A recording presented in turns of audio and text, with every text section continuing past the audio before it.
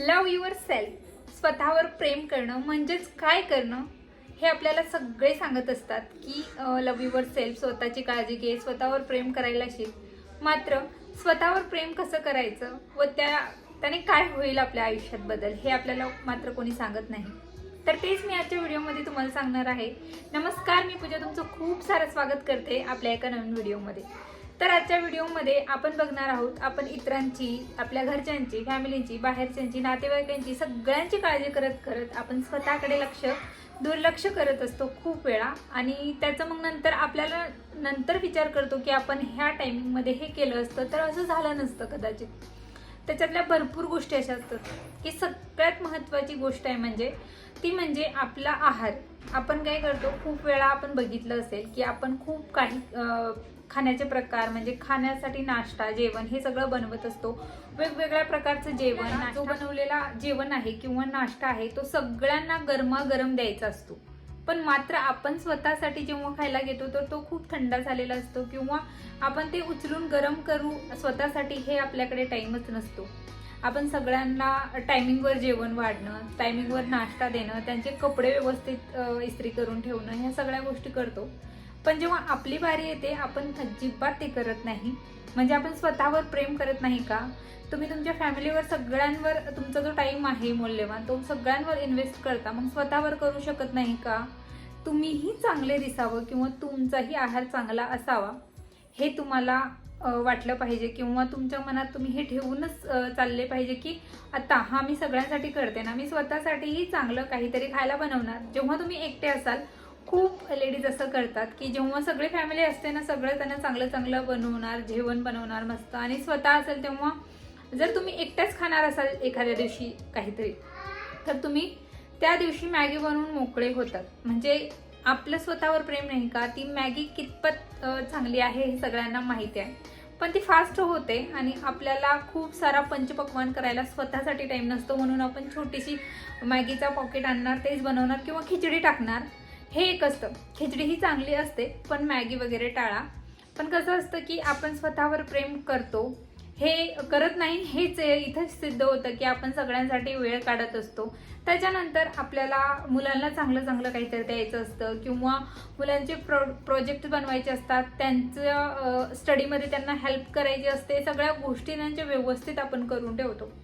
पण जेव्हा एखादं काम आपल्याला करायचं आहे, आपला हातपाय दुखताय, आपल्याला खूप दिवसापासून डॉक्टरांनी रेस्ट सांगितलाय, आपण करणार नाही, डॉक्टरांनी काही मेडिसिन सांगितल्या त्या आपण वेळेवर घेत नाही. ते असं नाही की तुम्हाला घ्यायचं नसतात, पण घरातला जो व्याप असतो, काम असतो, तो भरपूर असतो. हे मलाही माहिती आहे की सगळ्यांना काम असतात, सगळ्या लेडीजला. पण त्याच्यातूनच आपण थोडंसं वेळ स्वतःसाठी काढू शकत नाही का? सकाळी आपण आपलं कितीही आपण आजारी असलो तर सकाळी लवकर उठायचंय, मुलांना डबा द्यायचा आहे, मिस्टरांना डबा द्यायचा आहे, घरातलं सगळ्या गोष्टी त्यांच्या त्यांच्या जागेवर आपल्याला ठेवायच्या असतात. आणि हे सगळं होऊन जेव्हा आपण रिकामे बसतो ना, तर आपण एखाद्या डाळीचा डब्बाच काढणार, एखादा पिठाचा डब्बाच धुवायला काढणार, एखादे जे ठेवलेले कपडे तेच धुवायला काढणार किंवा एखादा कोपरा क्लीन करायला घेणार. ह्या सगळ्या गोष्टी प्रत्येक लेडीज करत असते. दुपारी थोडंसं आराम आपण जर केलं तर त्याने आपले काय बिघडणार आहे? थोडंसं चांगलं आपल्यासाठी खायला बनवलं त्याच्यात काय बिघडणार आहे? सकाळी आपण लवकर उठतो तर सकाळचा अर्धा तास स्वतःला दिला तर त्याच्यात काय बिघडणार आहे? सकाळी जर आपण लवकर उठलो, थोडंसं योगा, व्यायाम वगैरे केलं तर त्याच्यामुळे जर आपल्या हातपायांमध्ये किंवा आपल्या वाढत्या वयामुळे आपल्याला जे होणारे त्रास आहेत ते नाहीसे होऊ शकतात. तर आपण थोडंसं वेळ आपण स्वतःसाठी देऊ शकत नाही का? यालाच म्हणतात लव युअर सेल्फ. स्वतःसाठी प्रेम करणं म्हणजे असं नाहीये की दिवसभर आपण स्वतःला काहीतरी चांगलं बोलणार, तसं नसतं. आपण स्वतःची केअर करतो. एखादा चांगला ड्रेस, एखादी चांगली साडी तुम्ही ते आता किती जपून ठेवतात, त्याच्यामध्ये एखाद्या चांगल्या पिशवीत त्याला हे करून ठेवणार, त्याला वेळेच्या वेळी त्याला बाहेर ड्रायक्लिनिंगला देणार. एखादी साडी आपण एवढी जपतो, मग स्वतःचं शरीर आपण जपू शकत नाही का? सगळ्यांसाठी वेळ काढतो आपण, स्वतःसाठी आपल्याला थोडंसं टाइम नाहीये का? हेच प्रश्न तुम्ही स्वतःला विचारा. नक्की तुम्हाला बदल दिसेल तुमच्या दररोजच्या वागण्यावरून, तुमच्या दररोजच्या राहण्यामध्ये खूप सारा फरक येईल.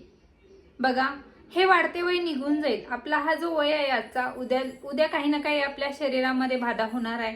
मग नंतर नंतर दिसून येते की तुमचे हातपाय दुखताय, मान दुखते, हे सगळ्या गोष्टी आपल्या उद्भवतात. मग त्याच्यासाठी आपण पहिलेच काही जर सोल्युशन काढलेले असतात तर नक्कीच त्याची मदत आपल्याला होते. तर नक्की ह्या सगळ्या गोष्टी करायला शिका, स्वतःसाठीही वेळ काढायला शिका, चांगल्या गोष्टी आहारात घ्या किंवा एखादा छंद आहे तो जोपासा. तुम्हाला ज्या गोष्टींमुळे आनंद होतो त्या गोष्टी करायला शिका. शुगर फ्री गोष्टी खाण्याचा प्रयत्न करा. खाण्याच्या तुमच्या ज्या काही गोष्टी आहेत त्याच्यामध्ये तुम्ही दररोज चहा न घेता नवीन नवीन काहीतरी पदार्थ ट्राय करा.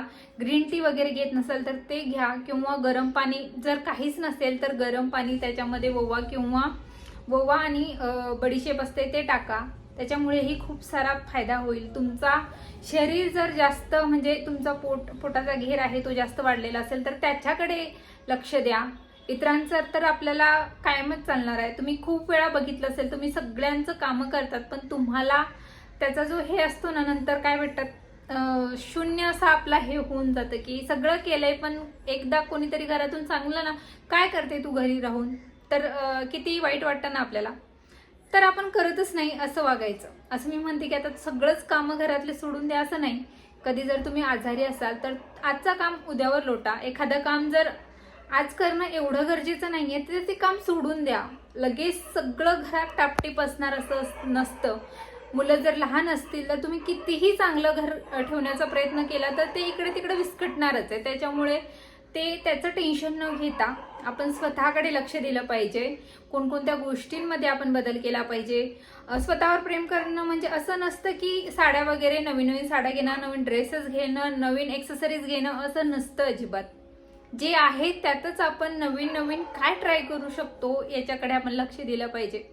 एखादी साडी आहे जुनी तर त्याला आपण कशा प्रकारे नवी स्टाईलने घालू शकतो किंवा त्याचा ड्रेस बनवून घेऊ शकतो याच्याकडेही आपण लक्ष दिलं पाहिजे.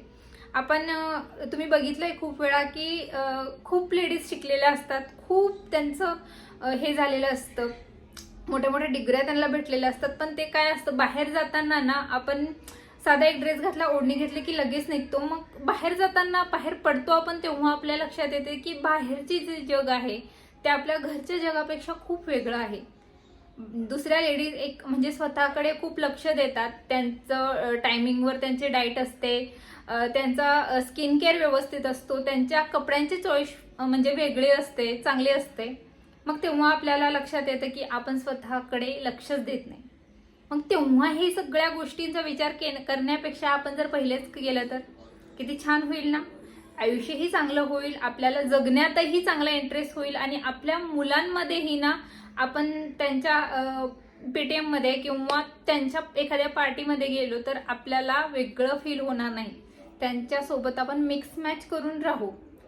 आणि किती छान वाटतं ना. कोणी जर तुम्हाला म्हटलं की संतूर मॉम आहे, वाटत नाही तुम्हाला 2 मुलं आहे, वाटत नाही तुम्हाला तुम्ही आई आहात, असं म्हटल्यावर किती छान वाटतं ना आपल्याला. असंच वाटायचं तर थोडंसं, जास्त नाही, थोडंसं आपल्याला स्वतःकडे लक्ष देणं खूप गरजेचं आहे. त्याच्यामुळे लेडीज प्लीज प्लीज तुम्ही स्वतःकडे लक्ष द्या.